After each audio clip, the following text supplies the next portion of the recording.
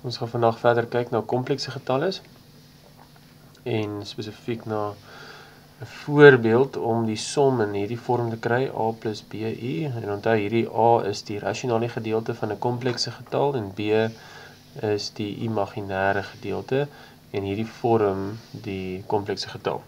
So kom ons kyk na 'n voorbeeld. Jy het wortel minus 3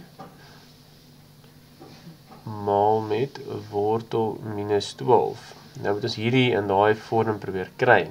Nou ons weet dat ons kan daai ding onder die wortel opdeel in minus 1 maal met 3 en daarna kan ons opdeel in minus 1 maal met 12 en dan kan jy dit so skryf, wortel 3 maal met minus 1 en minus 1 maal met wortel 12 en dan kan jy sê goed, hierdie is wortel 3, hierdie is u maal u en daai is wortel 12. Jy kan selfs nou verder gaan en daai wortel 3 maal met die wortel 12 daar skryf en dan skryf jy hierdie as u kwadraat en ons weet u kwadraat is niks anderste as minus 1 nie, want as jy nou wortel minus 1 vat en jy kwadreer dit, dan vat dit mos die wortel weg, want jy minus 1 oor, so jy het eintlik 'n minus 1 daar, maal met hierdie hele wortel, so is minus, en dan daai wortel 3 en wortel 12 kan onder dieselfde wortel staan, soos 3 maal met 12, so is minus wortel 36. Okay, so dis die een voorbeeld. Ons kan kyk na nog 'n voorbeeld.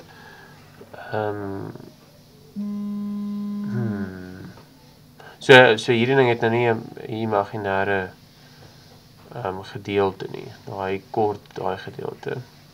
So jy gaan net hom in daai vorm skryf. Dit is die a gedeelte van die imaginêre van die komplekse getal is hierdie rasionale gedeelte nie. Daar is nie 'n imaginêre gedeelte nie. So kom ons kyk na hierdie voorbeeld. 1 minus wortel minus 1 gedeel deur 1 plus wortel minus 1. Nou ons weet daai wortel minus 1 is u, so ons kan hom skryf in hierdie vorm.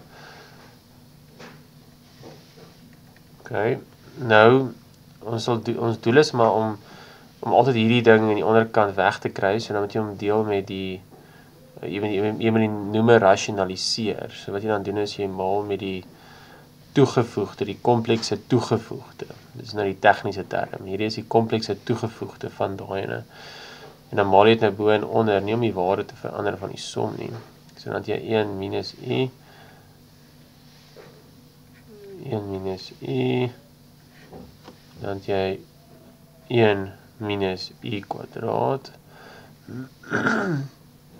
So dan het jy nou, as jy nou bo uitmaal, dan gaan jy nou 1 minus 2u minus plus u kwadraat kry, en dan onder gaan jy nou 1 minus, nou u kwadraat is niks anders as minus 1 nie, so dan het jy nou 1 minus 2u, en daai u kwadraat is minus 1, dan het jy nou 1 plus 1 is 2 natuurlijk, en dan het jy 1 minus 1 is 0, dus dan is minus 2u oor 2, en dit gee vir jou minus u. So hier het nou weer nie 'n rasionele of 'n reële gedeelte nie, maar slegs 'n imaginêre gedeelte waar dan daai minus 1 voor die u